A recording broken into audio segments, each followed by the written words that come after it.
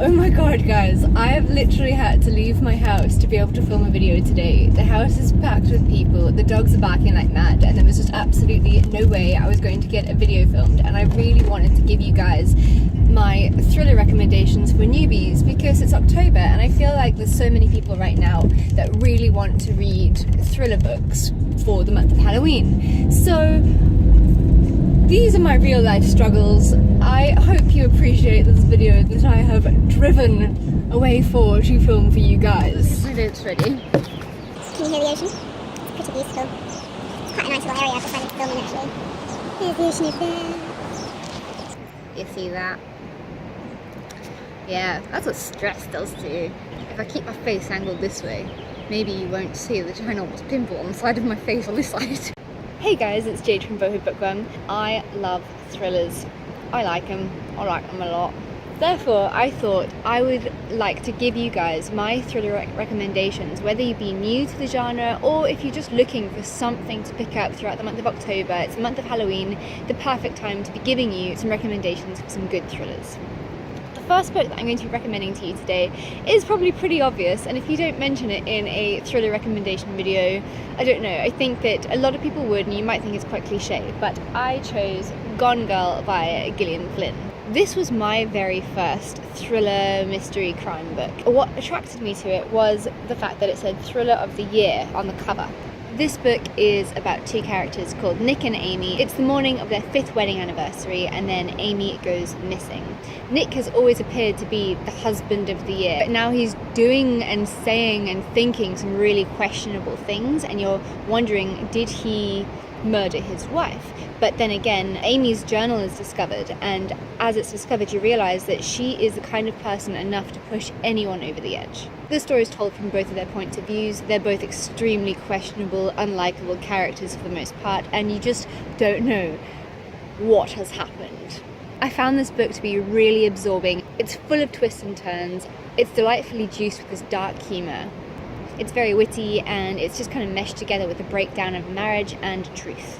It's a sort of book where the second you think you know what's going on, you're wrong. Like, it just leads you on the completely different direction. And that unexpected jolt is really enjoyable. It's got this hauntingly open end, and it just leaves you absolutely speechless. Like, a lot of people now market their new released thrillers as The Next Girl on the Train or Gone Girl. And so this is kind of like, you know, a book of its time.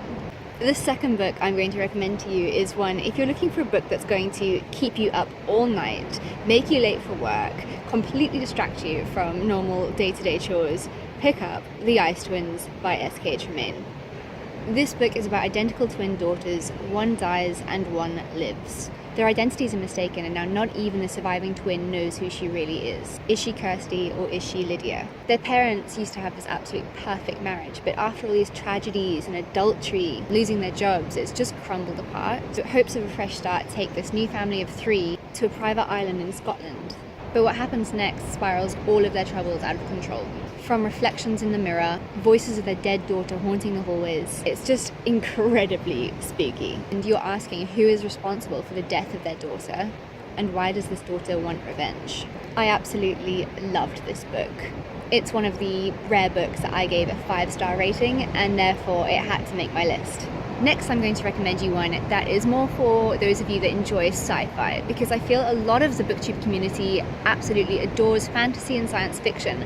Now, that is not my normal cup of tea, but this thriller book just blew my mind. Dark Matter by Blake Crouch. While I only gave this book a 3.5 star in Goodreads, I really feel that if you want to venture into the thriller genre, but science fiction and fantasy is something you're more comfortable with, then this is a really great book to try. This is just such a fascinating cavalcade of adventure. And while it's classified as a thriller, it is the furthest thing from that stereotype. I mean, the author's imagination is just unfathomable. I myself was extremely out of my comfort zone with this book, and I am surprised by the lasting impression that it's left on me. The concept of love lost and love won is something very familiar to me, and it's in the past it would be the perfect escapism for me, so that I found enjoyable. But the sci-fi aspect of this book was brand spanking new to me. I mean, it's full of these scientific terms and scientific theory, but you don't need to understand the book like a scientist to enjoy it. It's just really easily digestible, and it's freaking nerve-wracking. This book is about Jason Desson, who gets asked the question, are you happy with your life? The next morning he wakes up and his life has completely changed. His wife isn't his wife, his son never existed. He's basically been abducted into this completely different world. Now I'm going to recommend you a book featuring one of my all-time favourite characters. His name is Joe Goldberg, and he belongs, of course, to Caroline Kepnes's You. Basically, this book is about this really beautiful, quirky young writer called Beck, who walks into this bookstore and strikes up a conversation, quite a flirty conversation, with the store clerk called Joe. Now, Joe is absolutely fascinated by her and uses the name she gives on her credit card to track her down online. We follow his obsession with a girl who so readily just gives her entire life out to the world of social media, and it kind of reminds us exactly how careful we really need to be with what we share with the online world. Joe weasels his way into her life and creates this pretty perfect romance between the two of them. But whenever something gets in the way, Joe will stop at nothing to make sure that it's completely taken care of, and it brings a completely different meaning to the saying, I'd kill for you. What I found just so unique and fascinating about this book was the fact that you're inside the mind of a psychopath. It's as though Joe is speaking to you, hence the title.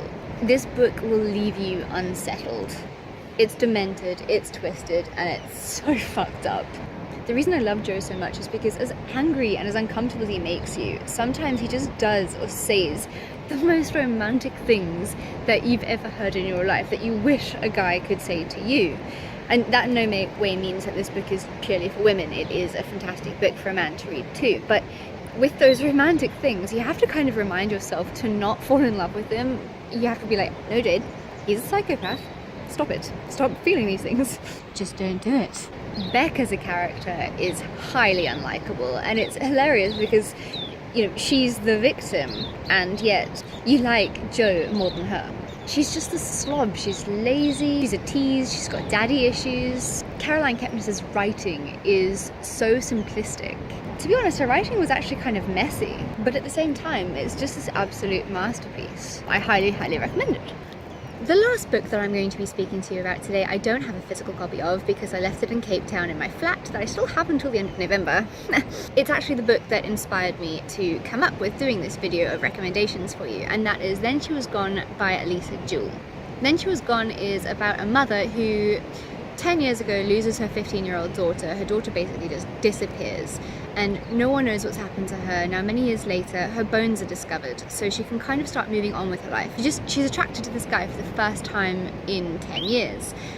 Then one day, I mean, they start dating and stuff, and then she meets his two daughters, and the second she lays eyes on the youngest daughter, she realizes something's up, because this young daughter, the resemblance to her daughter that went missing 10 years ago is just uncanny. The book is really engrossing, and it grabbed my attention right from the start. I completely immersed myself into this book and flew through it, and the only reason I actually put it down the times that I did was because I had to. It has this growing tension, and the writing flowed really easily. The problem I had with this book, for me personally, as someone that does read a lot of thriller and mystery books, is that I found it to be quite predictable. I kept hoping for this twist to happen, for my theory to be incorrect, but unfortunately nothing came. Exactly what I thought was going to happen did happen. But that being said, if you're new to the mystery and thriller genre, perhaps this is a great place to start with, because it doesn't overwhelm you. It's not overly gory and horrific and graphic. It's easy and it's light, and it's a mystery, and you know, sometimes perhaps some people wouldn't predict what was going to happen. I did, but that's not to say you would. I mean, there are a handful of suspects, which makes it a sellable whodunit. It's fast-paced. Therefore, I just think that it's a really good book to start with if you're new to the genre. Anyway, there are some of my recommendations, just 5 books that I think you would really enjoy.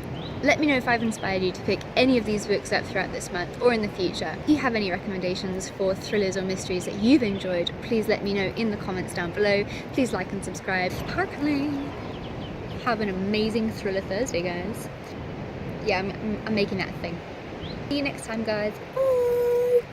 That was a terrible hand wave.